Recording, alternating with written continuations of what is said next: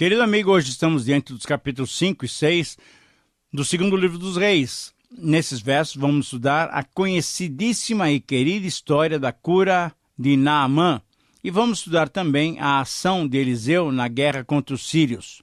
No exemplo de Naamã, no capítulo 5, é possível destacarmos 7 aspectos que demonstram o valor da obediência. O primeiro aspecto do valor da obediência pode ser visto na constatação de que o mal atinge qualquer pessoa. Isso está muito claro no versículo 1.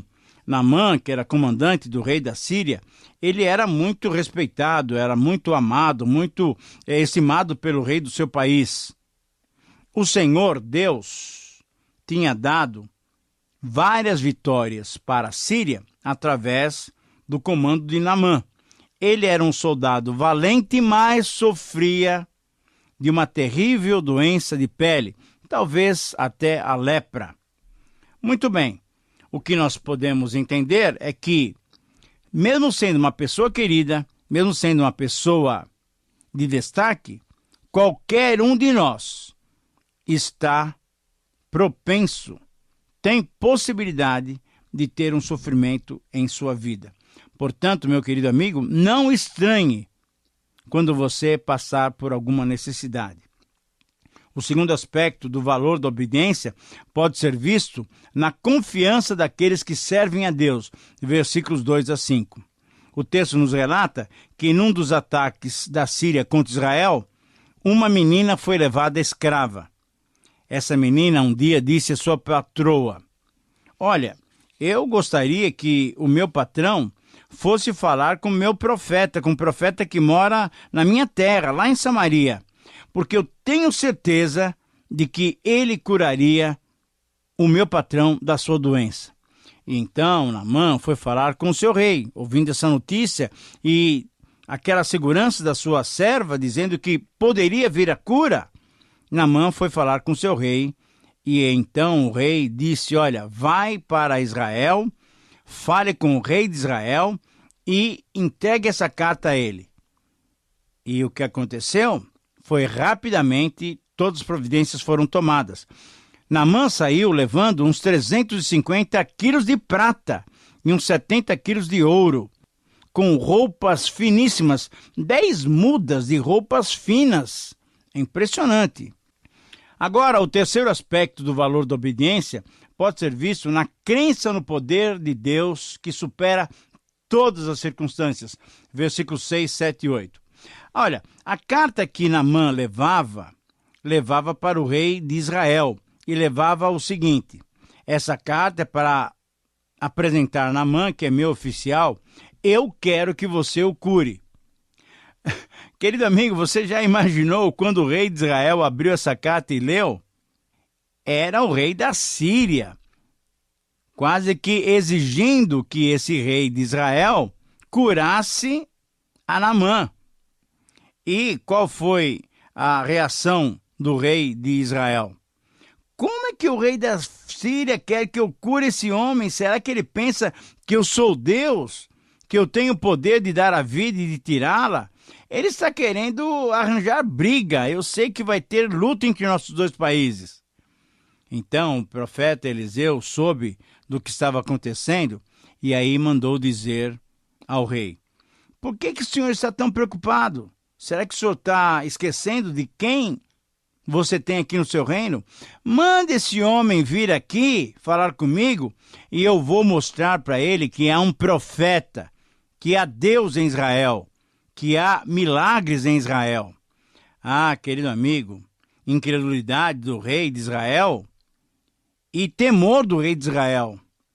Mas, com certeza, inabilidade de Naamã, que entregou a carta e queria, de qualquer maneira, queria resolver a sua questão, a questão da sua saúde.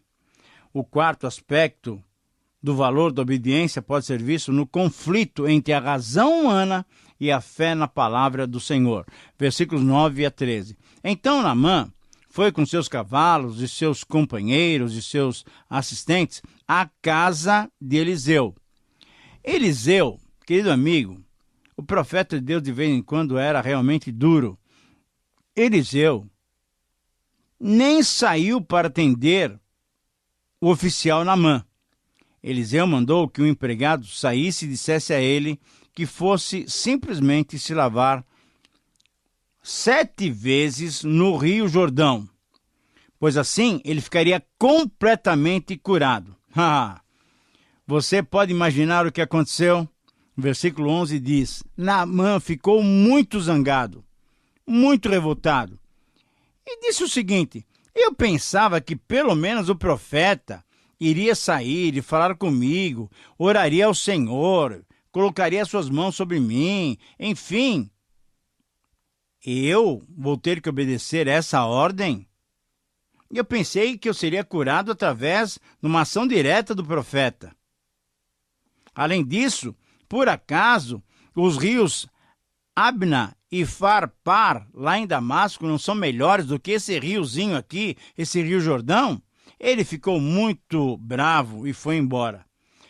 Então, os seus empregados foram até o lugar onde ele estava e disseram: poxa, o senhor, que é um homem inteligente, se o profeta mandasse o senhor fazer alguma coisa mais difícil, o senhor não faria? Com certeza o senhor faria. Nós sabemos disso, nós conhecemos o senhor, nós trabalhamos para o senhor. E ele está pedindo apenas que o senhor faça uma coisa simples, se lavar 7 vezes no Rio Jordão. Por que o senhor não faz? Querido amigo, há um conflito muito tenso entre a razão humana e a fé em Deus. Naamã entendia de razão humana.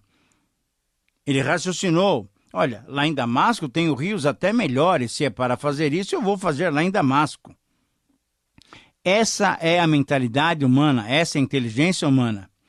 Mas a fé no Deus de Israel, a fé no nosso Senhor, Deus vivo e poderoso, muitas vezes exige de nós uma completa entrega aos seus cuidados.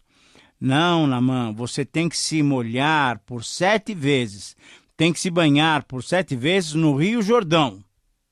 Assim, obedecendo ao Senhor, não havia nenhum poder milagroso nas águas do Jordão. A questão era obediência. Os servos entenderam isso e falaram com Naamã. No versículo 14, então, nós vemos um 5º aspecto do valor da obediência, exatamente na cura especial promovida pelo poder de Deus. O que o versículo 14 nos relata é que Naamã, então, entendendo que os seus servos tinham razão, ele desceu até o Rio Jordão e mergulhou 7 vezes. Agora, você me acompanhe nessa ideia, pelo menos nessa teoria. Primeira vez, se levanta e olha para os seus braços, para a sua pele e nada. Segunda vez, se levanta e nada. 5ª vez, se levanta e nada. Imagina a cabeça daquele homem, que era um homem matemático, que cuidava de soldados, que cuidava da guerra, que calculava. 6ª vez e nada. Eu vou embora. E os servos: não, senhor Naamã, mais uma vez só. E quando ele mergulha na 7ª vez, ele sai completamente refeito. Poder de Deus. O versículo 14 diz que a sua carne ficou firme e sadia como a de uma criança. Como a de uma criança. Em 6º aspecto, um 6º lugar, nós vemos a obediência, o valor de sermos obedientes à voz do Senhor, na convicção da necessidade do agradecimento. Interessante que Naamã foi um homem agradecido, e ele viu então que Deus de Israel realmente era um Deus verdadeiro.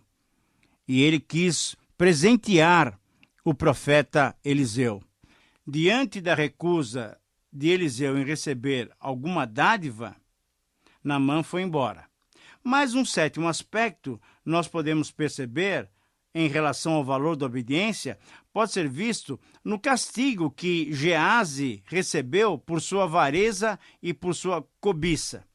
Geazi cobiçou e teve como castigo a lepra de Naamã. A lepra de Naamã passou para Geazi, o servo de Eliseu. Querido amigo, O que nós temos relatado nos versículos 20 a 27 é uma situação muito delicada.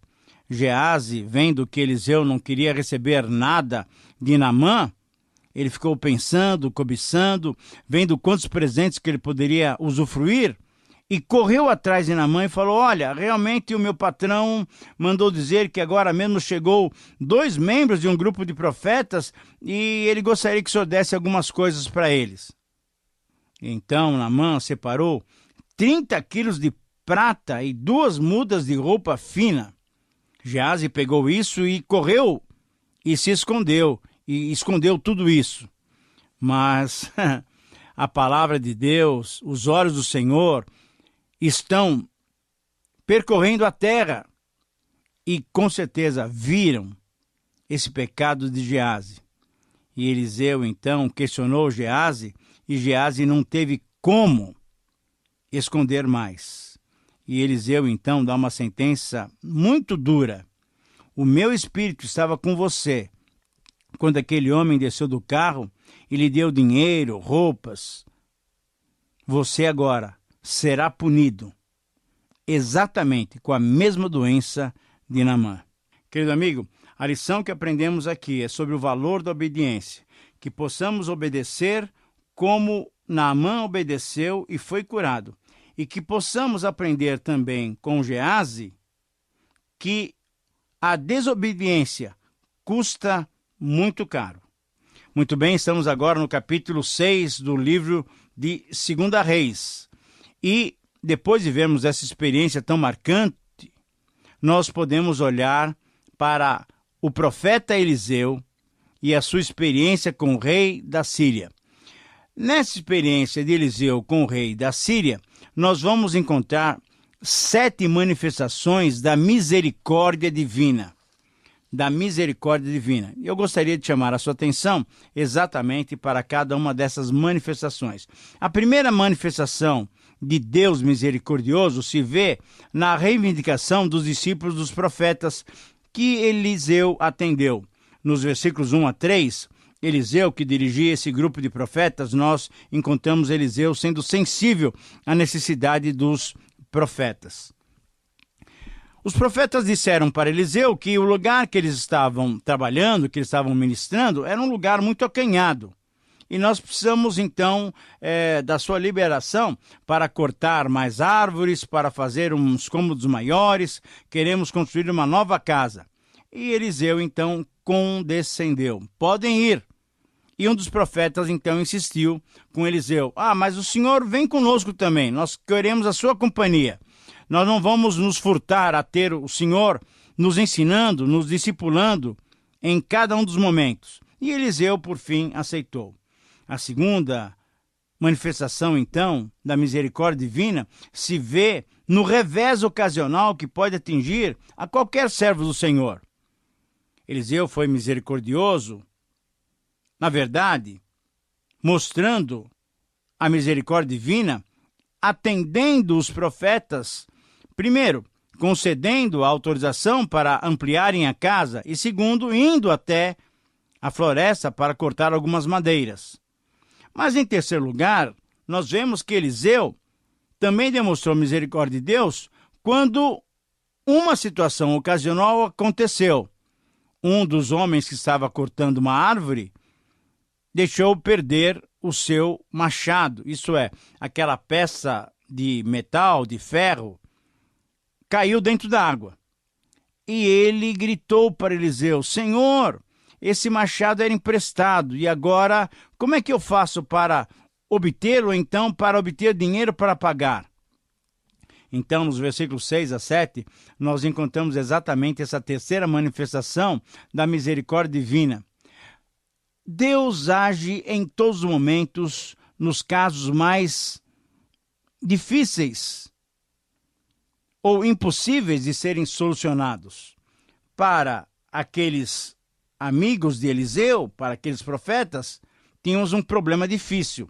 Como pegar um machado, o peso de um machado de ferro, lá no fundo do lago ou do rio? Não havia condições.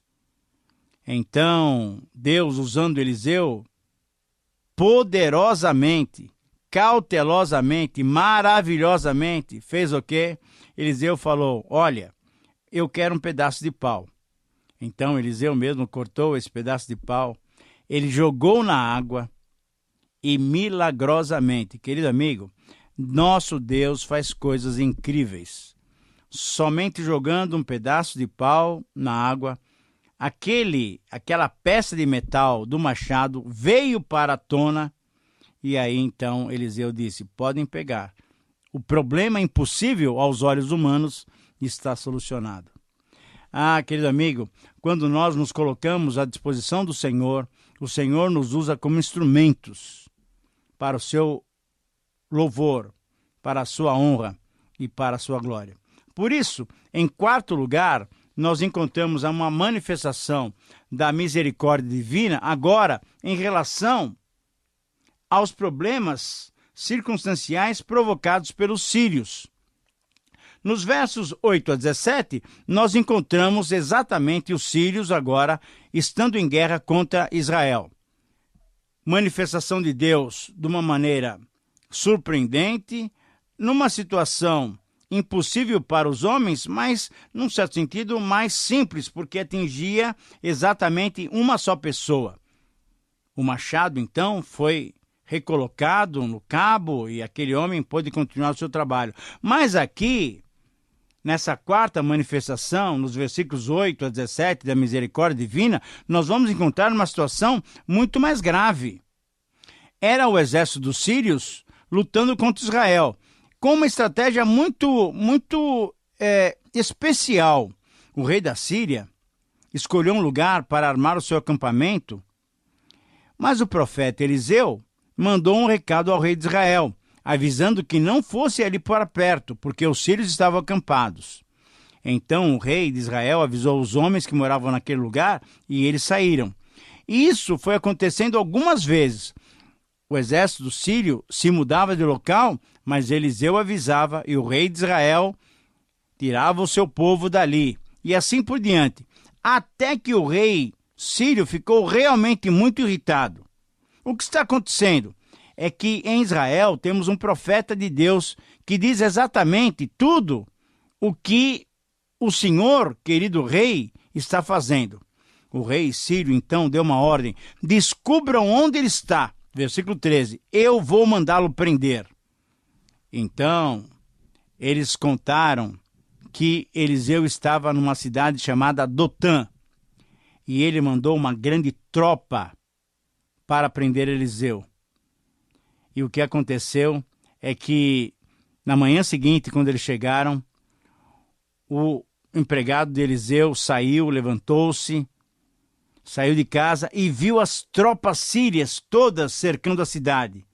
Então, disse Eliseu, e querido amigo, como é interessante perceber a reação de um profeta de Deus, de um homem de Deus, e apenas de um ajudante, sem experiência mais profunda com Deus.